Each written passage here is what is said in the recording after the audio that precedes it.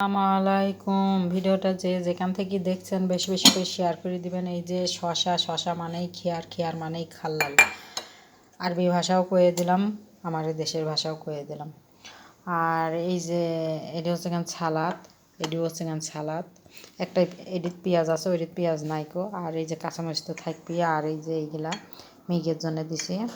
এই যে ভুট্টা সিদ্ধ করেছিলাম, এইগুলা রয়েছে। লাল আটার রুটিও থাকবি। প্রকার খাওয়ান আজকের ফুলকপি দিয়ে টক দই ঝোল, অনেক স্বাদ, অনেক স্বাদ। এই যে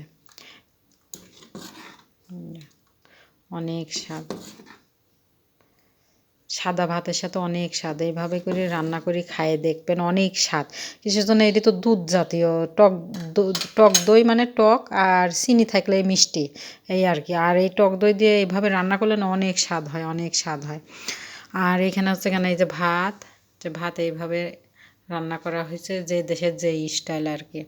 ভিডিওটা ভালো লাগলে বেশি বেশি করে শেয়ার করে দেবেন। ভুল ছুটি হলে ক্ষমা দৃষ্টির দেখবেন। আজকে হচ্ছে কেন এই দুপুরকার খাওন। আসসালামু আলাইকুম। সবাই সবার জন্য ভুল ছুটি হলে ক্ষমা দৃষ্টির দেখবেন।